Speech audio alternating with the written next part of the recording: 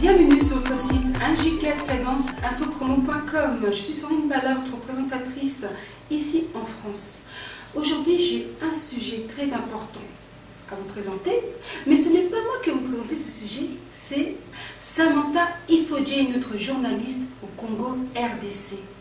Elle va nous parler d'un sujet capital, le sujet de l'eau. On peut se nourrir de tout, mais lorsqu'on n'a pas d'eau, c'est la mort. Et aujourd'hui donc, Samantha Ifodje est là, elle est partie au fin fond de Matete, rencontrer les personnes concernées, les papas, les mamans, les enfants, pour qu'ils nous exposent vraiment leur situation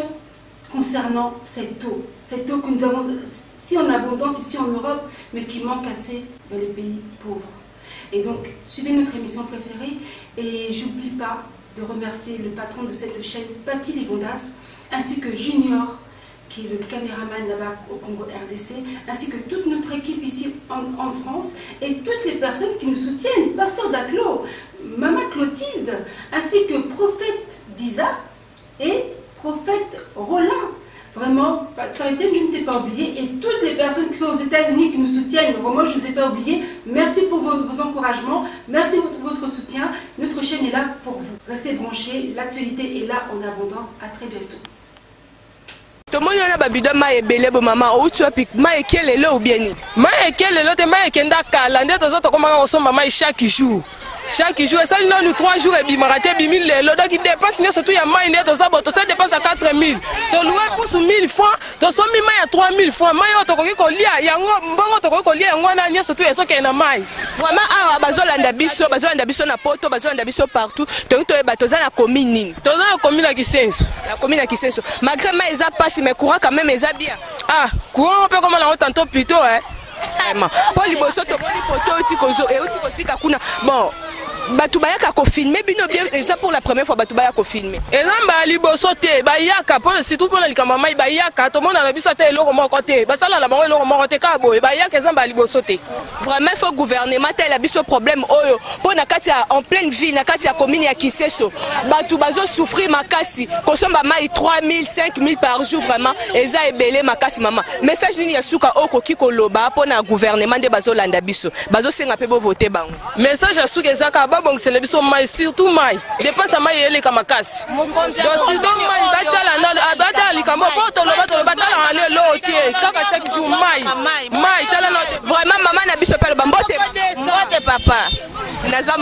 papa maman mbote maman na biso bino tu ba maman boboti biso tozomona bino na pasi ba mai na mutu donc na basi azemi vraiment elo onoko ko loba na lobi boye na bakonzi batalela biso likambo ya mai biso na Kisenso mai eza pasi makasi tosali mbula mobimba donc na poko za na posa obomba 1000 francs 1500 pona mai tango bokosomba mai na tongo boye moye bomela ti penza malunga ezali te mai tosengi mokonzi azokamba commune ya Kisenso atalela biso likamba mai ba pompe koma échantillon mais bougumestre ya commune ya Kisenso bolela kaete ya avanda kotobe avanda kote ngakutu na yebi yete nana mona yete yango wana tosengi bakonzi batalela biso likambo mai pass tana na ajo ya ngai na sala 5 tours na aja mama mukolo boy bougumestre Kiseso toyebite kaka peuple congolais batu ba votaki yo mais ozoti ka commune yo vivre na pasi boy pourquoi bonjour maman bonjour maman bonjour Mama, tozolo bela likamba mai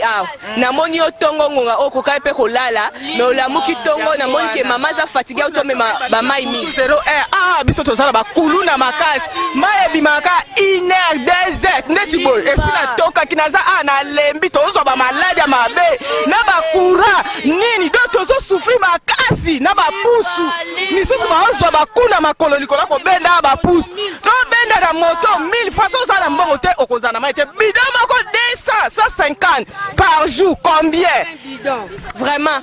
l'eau c'est la vie. L'eau c'est la vie, mais maman bazo souffrir. Non seulement bazo souffrir pour un problème à maï, bazo souffrir pour un courant, pe insécurité na kati ya commune ya Kisenso. Vraiment gouvernement bo sunga peuple congolais oh bazo souffrir pour un maï makasi vraiment bo sunga bango. Na mususu akoko loba. Bonjour. biso wana gisensu mai eza pasi otoka mai bona tongo 5 bidon mais ma distance musika batela biso pour mama ba jeune fille kitoko boye vraiment ba bidon mai na banda euro ti 9 obanda musala nini totanga na ba université okende classe nini mai pasi sopo sokoli te mo po ke classe exact ba konti batela biso tolela pona mai pe wana pona mai pasi vraiment bozo yo kandenge bana bazolela mai courant vraiment botalela bango bosunga bango ko sa plaisir makasi ndango ya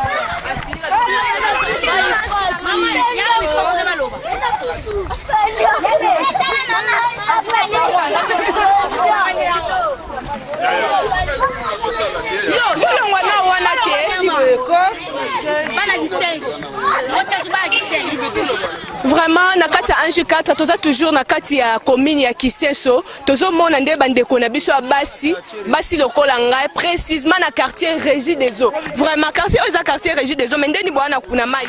pia ya mai pasi tosali ta 6 ngo 7 mai bimaka te tokomaka na ba pusu boy mbonga biloko tanto eza muke okati mbonga mama mina nu mai bidon 100 francs komema louer pusu mbonga ebele mapeka pasi doto okoka te bureau ya Régie des Eaux eza koto tina nango eza nini yaya bakipaka na bango te bamonaka mai pasi bakipaka te bapompe koma baechantion bana bakoma kosakanela bapompe 6 ans na kati ya ville ya Kinshasa na grande commune Kisenso mais mai eza te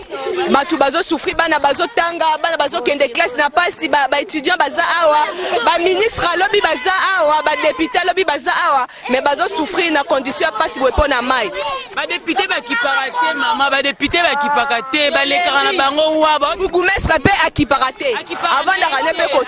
ne pe koto te so pe na lemba toyoka soki na limete soki wapi tokipaka te mai pasi tokoka te vraiment esa biso plaisir ya trop tobi ke ba cameraman ba ya ke belé ba journaliste ba ya ke belé mais jusque là bazolela ke solution ezomona na te tozo kitatina se bomo na condition nini bande na biso batoka ka mai il paraît que batoka ka mai na kati ya dal vraiment peuple congolais zo souffrir makasi et roza plaisir à trop vraiment que le gouvernement etali solution pour na bande ko na biso ya Kisenso.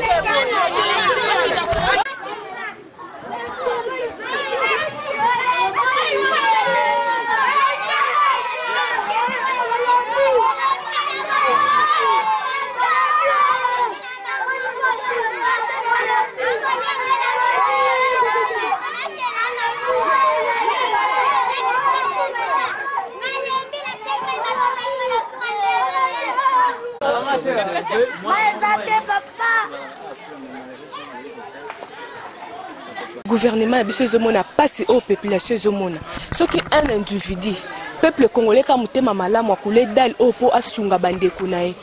pourquoi pas gouvernement koki ko tenir ye secours pourquoi pas gouvernement koki ko soutenir commune ya Kisenso po bazwa ne fiske mai pona komela pompe yango ba pompe koma na bakadena ba pompe koma échantillon mais bourgmestre ya commune ya Kisenso il paraît qu'avant na ep awate makambu nyoso amona kangote bana mikie ba mama mibimba commune ya Kisenso za commune ko za très peuplé mais bazo souffrir makasi pona mai vraiment gouvernement ya kin la muka otal kikambo opona mai na kati ya commune ya Kisenso baza kati ya commune ya Kinshasa baza kati ya Kinshasa mais baza ni na mai baza ni na courant vraiment babele baza le belé na nzela pe en plus insécurité za makasi na kati ya commune oh vraiment balobi makamba boy vraiment soki soldats les jeunes soldats français Cléverzon Lubaki hein, le métier noir mon ami privé les jeunes soldats français Cléverzon Lubaki vraiment talandele bandeko na kati Afrique na kati ya Congo précisément na commune ya Kisenso bazo souffrir na mai bazo souffrir na insécurité bazo souffrir na courant donc baza vraiment à la merde na kati ya commune ya Kisenso awa mais un individu ka baba tomtema malam bazanga raté na lopango o bayambi biso bien to kuti papa biso akule dal oyo akasali dal o po baninga na ye bandeko na ye basunga makana mai mais échantillon ya pompe ya Régie des Eaux awa vraiment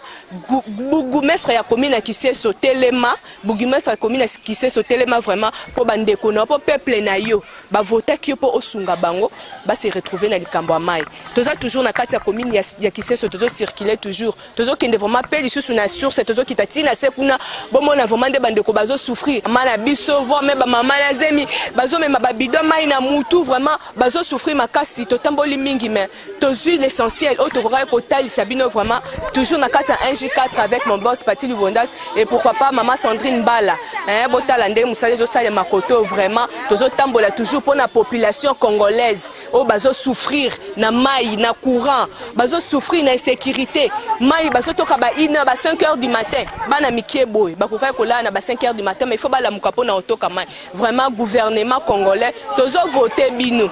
donc tozo voter bino mais jusque la solution zo zoamate bourgmestre Kisenso vraiment telema pona commune yo merci.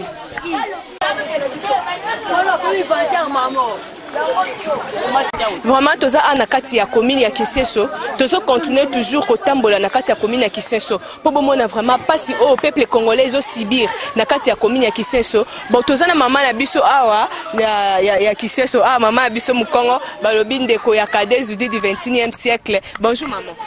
Bonjour maman. Mama loba kaka na munoko o yebi pona pasi ya mai tomoni babido etandami mulongo boy vraiment eza langue nationale loba munoko yebi muno mama ngei ubutidi betu ku Kisenso masa mpasi bana bata mona mpasi mu masa bavumukiri 5h tibungangi masa bakata bakako pasi to mona betu nge mwana mu lusango betu ku Kisenso tutoma mudamri masa po mpasi kibeni mama kote muna lingala biso a mai pasi mama donc moi été bana 3h du matin to roya bozola la te bozola mukapanda 3h na 3h du matin mais c'est que insécurité koto ezate donc ba kulula bazo kolana bila machete donc bozo sipoter ka ba pasi wana tala bala mketi ero vraiment maman ko koloba na gouvernement congolaise nini pona pasi to mona ba mama minene neti bino bozo mema ba mai na butu bana na biso ya mikeboy bazo mema ba mai na butu ko koloba nini pona gouvernement na biso boza na insécurité boza na courant te boza na maite mais boza na centre ville na kati ya commune ya Kisenso pe commune ya Kisenso za commune moko reconnue pe commune moko eza très peupleux biso lingi ba konza mboka ba sala biso ba pompe batila so ba pompe courant pasi mai pasi donc tozo nyoka mapenza ndinga mamu bange bosi na koli jamais na ko nyoka ma mai boy e bonga place pompe ali a pembe na toki ma mai na ngai e comme bala kufa donc il faut na na insécurité bon le soki kuluna na landinga lisutu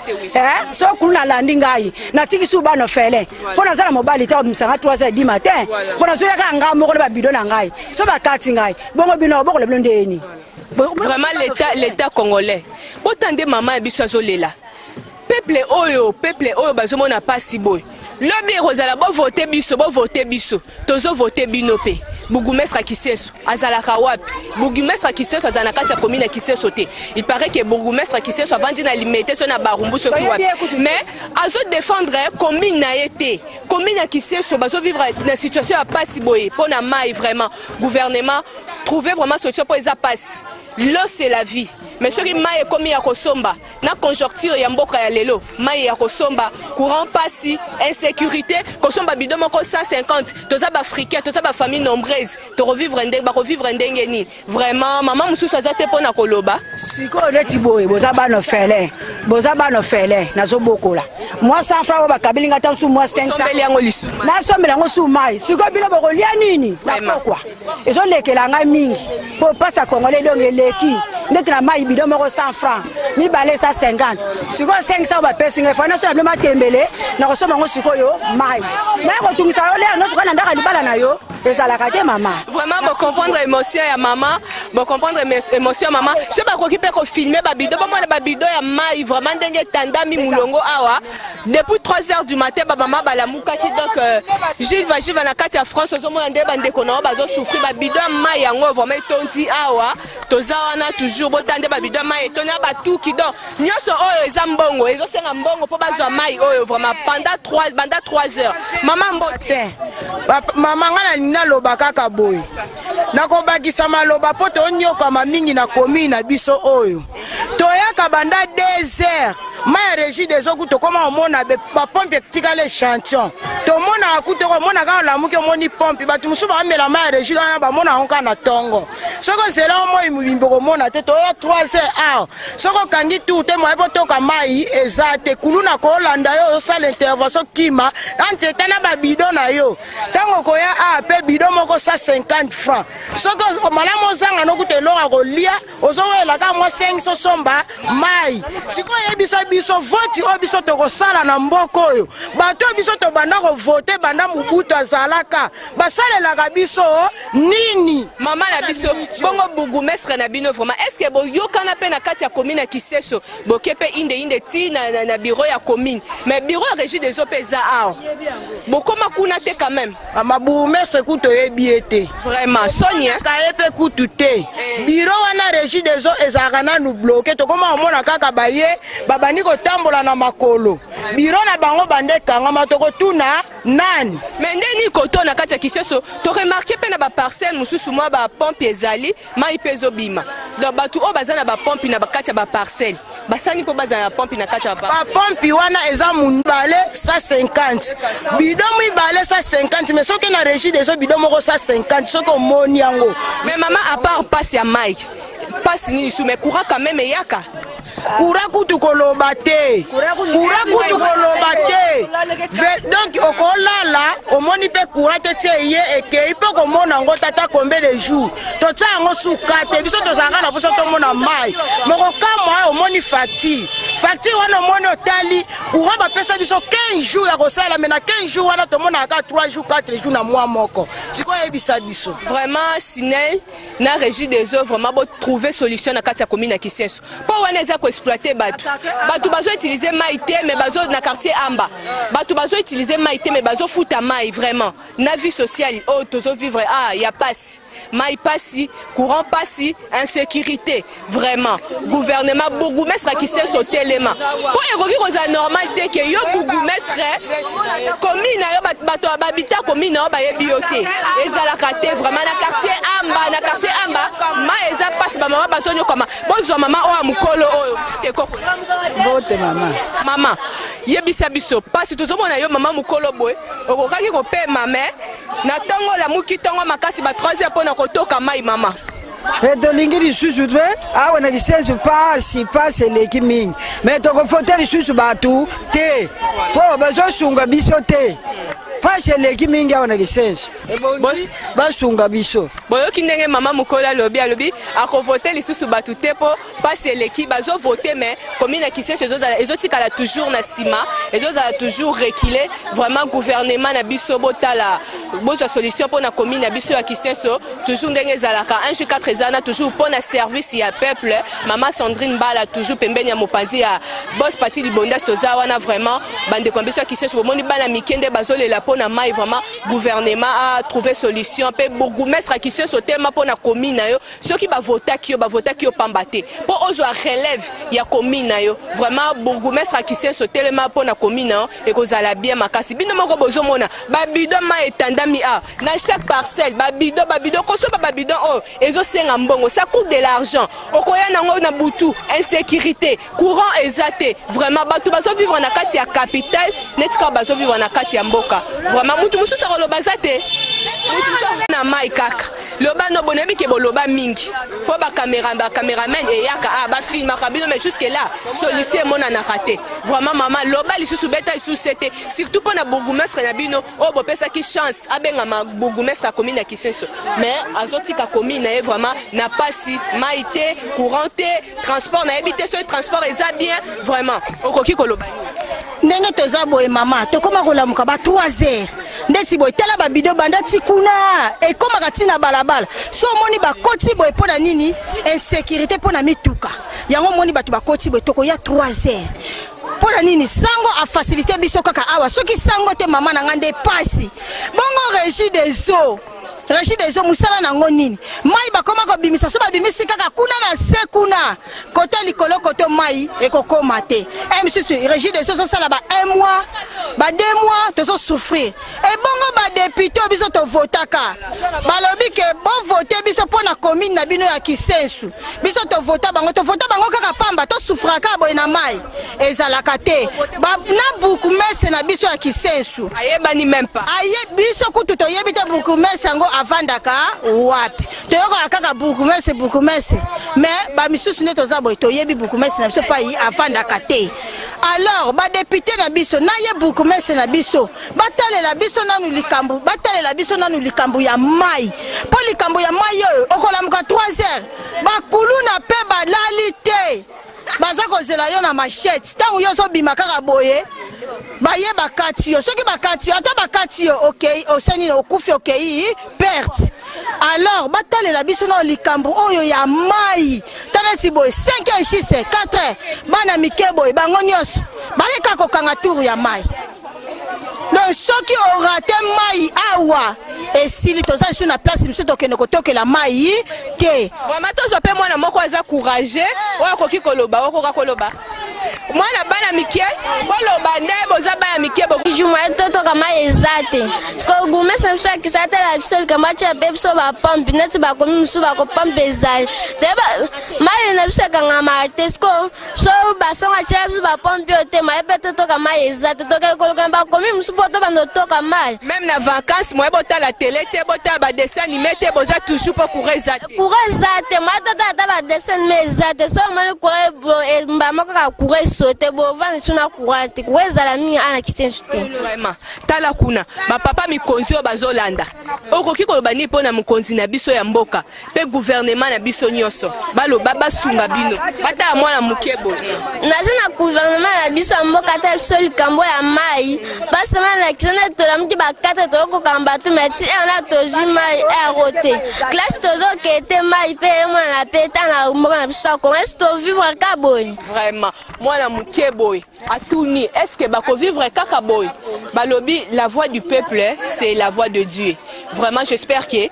gouvernement na biso pe bourgmestre Kiseso au côté le mapo na commune bozo mona bolonga na bata babidon do babidon zo continuer zo kende ti kuna na suka do babidon ti na balabala ti kuna na suka vraiment Cleverzone Lubaki les métis noirs hein, les jeunes soldats français vraiment zo mona baninga bazo souffrir na kati ya Congo awa babidon ti na balabala kuna na chaque parcelle bidon mai ba mama bazo lela bana mike bazo lela donc balobi ke ba divorcer na bango na pongi vraiment nazo beta sete ke bourgmestre ya Kiseso telema pona commune vraiment ezala bien makasi.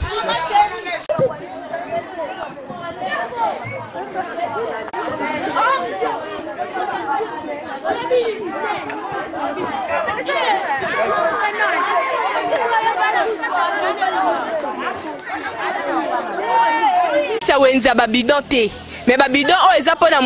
mulongo ya otoka mai donc so pe la rezate babidon vandi nango babidon so pe la ka 2 jours donc mère abana so azane na 500 francs na e moi sombela bana matembelete ndeka balobi lo c'est la vie il faut ayaka ko somba mai ndebo moni babidon etandami bobo lexabata do babidon etandami boyenyoso babidon etandami boyenyoso do bazoluka kaka mai toza vraiment na wenza babidon te mais babidon o eza pona koluka moyen nini ya kozwa mai vraiment bandeko na biso bazo souffrir makasi bandeko bazo souffrir makasi bourgmestre Kiseso eza soni pe pasi po peuple na o ba vota ki yo commune na ba yebi yoti ba mona yo kututé au vendre pe na Kiseso te vraiment eza pasi makasi telema vraiment po na commune na yo ezala bien makasi. Merci.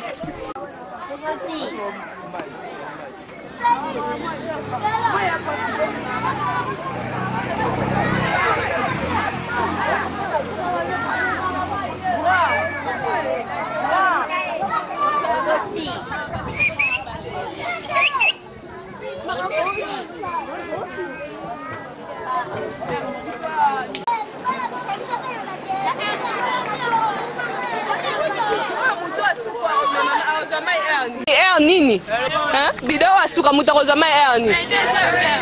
donc 22h donc bidon asuka mutakoza mai ti 22h vraiment bourgmestre a commune Kiseso sera zuma 22h bakolambela bana erni papa qui peut commune na yoko avec balamba bana erni akimi na ni 23h donc 23h mutasuka oza mai 22h balambela bana 23h vraiment les jeunes soldats français hein les métis noirs Cleverzone Lubaki tande bato ba souffrir pasi na Congo a na commune ya Kiseso vraiment pasi makasi bana bazolela makasi. Merci.